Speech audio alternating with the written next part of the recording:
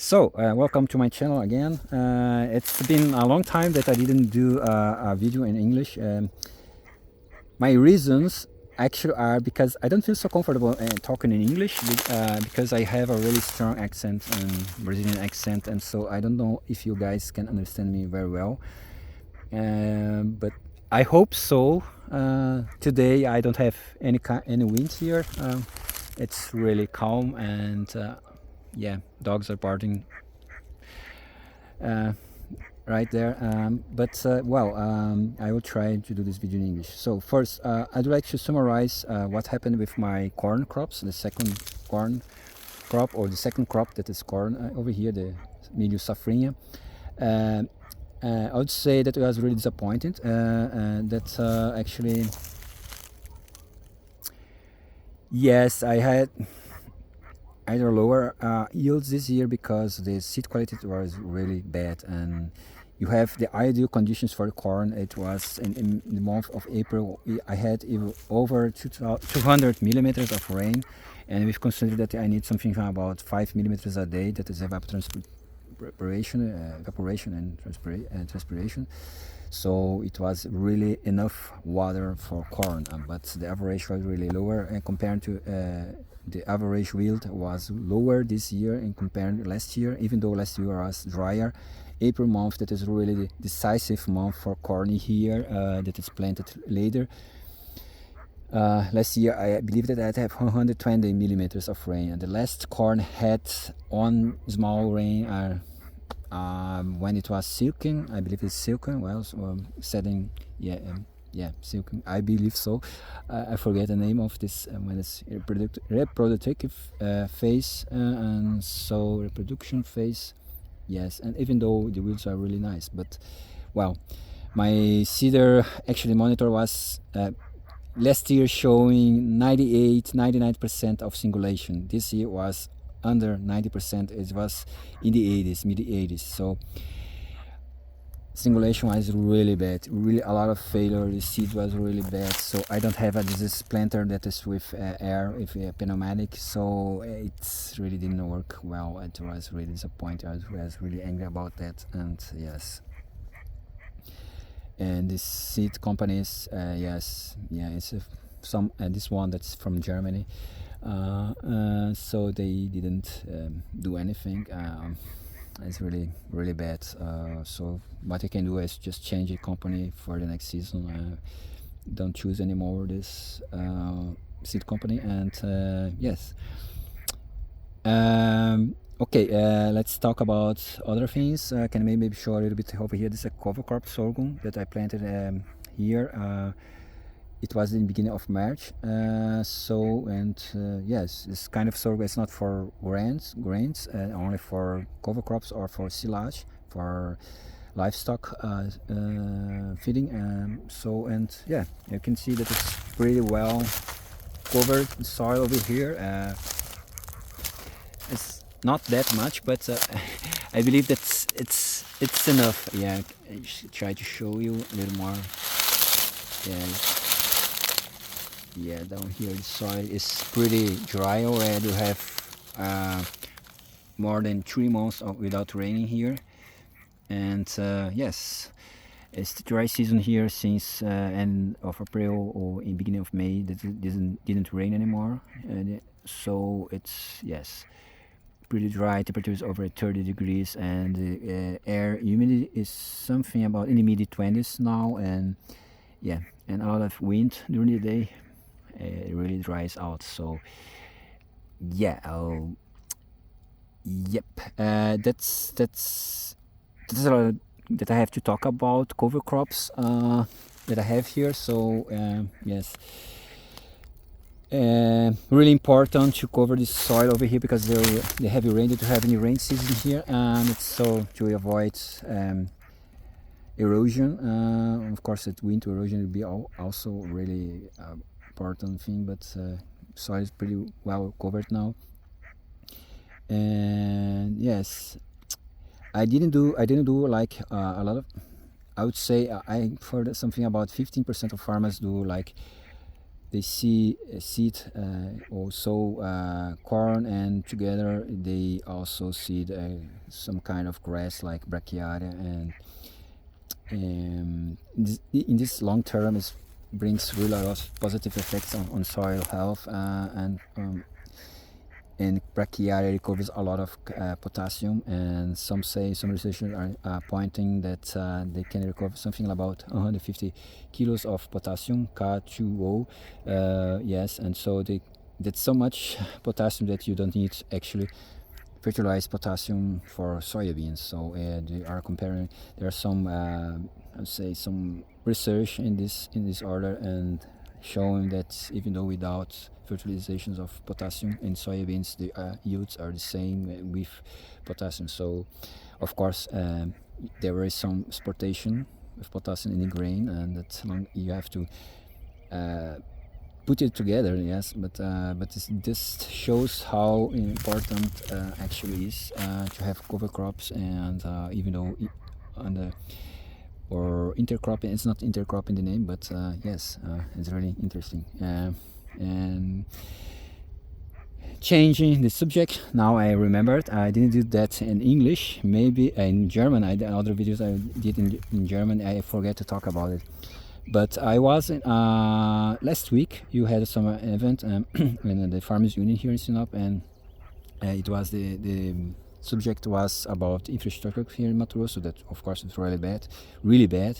But they show some data and some estimations that it's actually, when you see the price of soybeans and corn in Chicago, so in CME, those data actually make you really be pessimist. And in my opinion, there is not so much hope that you will have in the coming years a better price, because there is so much land here, so much that can be can be used for crops. So a lot of farmers are integrating crop with livestock. So yes, they are estimating that in Mato Grosso that will grow the production, that's total production of soybeans and corn, to 140 million metric tons. Nowadays I believe they are in 90 million tons, so there is some more 50 or 60 million tons more. Probably, I don't know if it will be more soybeans or more corn, but yes, yeah, he'd say that on average, yeah, it depends how much corn will be planted in the second crop, but depends on the region and all that. And yeah, it's pretty something. You are, even though you're talking about something like 20 million metric tons more of soybeans only here in Mato Grosso, you have to remember that there are other states that are the same similar conditions, like Rondônia, Tocantins, even I believe in Maranhão or even Pará, that the deforestation occurred like 20-30 years ago, and there are really a lot of grassland that's in really bad shape, really and if the farmers want to continue to using this land, they have to do something. You have to, like, they didn't use this grass properly, like in a good way to maintain the grass, so you have to renew it, and the better way to renew it is cleaning and using limestone to elevate the saturation level, basic saturation, so that everybody knows that in tropical regions the saturation originally are really low, so the soils are not fertile. So that's the first step. And if you start planting soybeans and you're adding some fertilizers, phosphorus and potassium, so you're improving the soil conditions in chemical way, and if no tillage and adding some cover crops and all that stuff, you are later improving the soil fertility. And then integrating livestock as well, you can recover all the soil. So but it means that you have more productions, not only in corn and soybeans, but also meat, cattle. So I believe that, in my opinion, I would stay the same level when it comes about prices. So And yeah, um, that's why some people are really optimistic here, because yeah, cities are growing, everybody is, yeah, a lot of people are more happy because the income is growing as well, because there's more opportunity, there are more raw material here that can be used for other things like ethanol plants are yeah are being built here, so the ethanol production is also growing. And yes, yeah, the difference that ethanol plants here are using eucalyptus as energy sources, so they are producing electricity and they are even exporting this electricity or selling it, or if not only using eucalyptus, it's from planted areas, but also solar energy, and so they are not using natural gas or other I can say fossil fuel, yeah. So they are using everything is actually renewable, and yes, and that's all this stuff discussions improving over here, the no-till and other ways, yeah, using cover crops. Yes, that's something that I believe that Brazilian farmers have a lot of to improve yet. Like myself, I'm not I can say a farmer that can really shows how it is done properly, because I don't use intercropping or soy, corn, and with or cover crops in between. I was not seeded. I wanna try this coming year. I believe I will try. I will do that. You can maybe use an airplane or drones to how can I say, to spray the seeds of cover crop, because usually those cover crops are really small seeds. So, and I don't have a seeder, so yes, I think what can I talk more? Yes, you are in dry season now. It's really, you can see, even though that's the rainforest, but it's dry. We already have 3 months without raining now, so it's a dry season here. So yeah, you can see no clouds over the rainforest. Yes, if the winds change the direction, it just all the humidity that is produced from the rainforest, yes, goes away, and the tree will stop to producing water vapor, even though, because there is no more water in the soil. Yeah, of course, it is keep longer in the forest, and comparing if you have a bare soil, of course, yeah, that's but that's why actually farmers do no-till and all this stuff to protect the soil as well. You are trying to mimic the nature, in some way. Yeah, yeah, I believe that I summarize what's about corn, second crop, and what more? Yes, I told about the production that actually grow here in Mato Grosso. Yes, about cover crops and how the potential of recovering nutrients like potassium is, yeah, really are really huge importance. And also we can add more, yeah, all this tropical region or soil are really naturally poor in nutrients, so the biological aspect of the soil is really important to say, to deliver the nutrients. So yes, I believe that, I don't know if you guys know that you are actually some bacteria or that are making available the phosphor that are in the soil and the clay particles. So that's something that is a lot I will use next season as well for soybeans. I'll put in my planter. I just spray it, and how can I say, in the under in the seed line. That's not how I can say. I can't explain now in English that I don't recall the name of it. So by seeding, I will just spray and the seeds furrow, I believe it's the name. So this biological product, so bacteria that you make more phosphor more available for the plants, for the soybeans, and as well as the bacterium bacteriorhizobium, so deliver, yeah, for the fixation of nitrogen. So, and other biological product for the nematodes, some kind of yes nematicide, but biological. So it's really this is a market. Biological products, insecticide, and all the stuffs are really growing really fast in Brazil.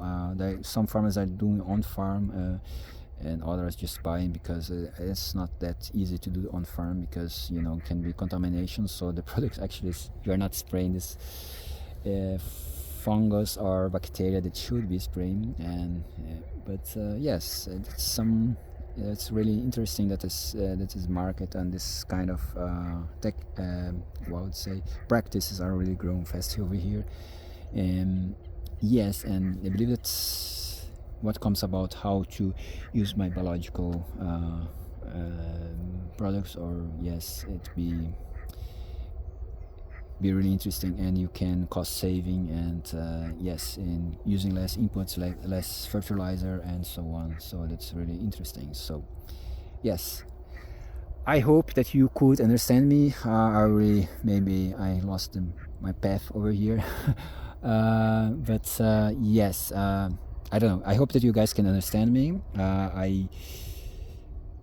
I like to talk fast sometimes when I have a lot of information in my head, and just put it out. But as I said, I feel more comfortable talking in German as my mother tongue, together with Portuguese. So English comes later in my life. So it's not, I can say, yeah, it's more when it comes about accent. So it's more strong. Yes, but. Yes, exactly. We are in July, and next season starts in September or October. So yeah, maybe I do some videos later. Maybe showing a lot of stuff that are really pretty interesting happening here that you guys not seeing in the news. But what's about wildfire? Yes, you can see it's really dry here, and things are in some regions really bad, like in Pantanal. And even though here in the north of Brazil, it's some data showing that the forest was the fire is really, the area that is being burned is really, yes, breaking all the records. So yes, it's not looking good this year. I hope that I will not have any fire in my neighborhood. So yes, yeah. So until next video, and wish you all well, and see ya.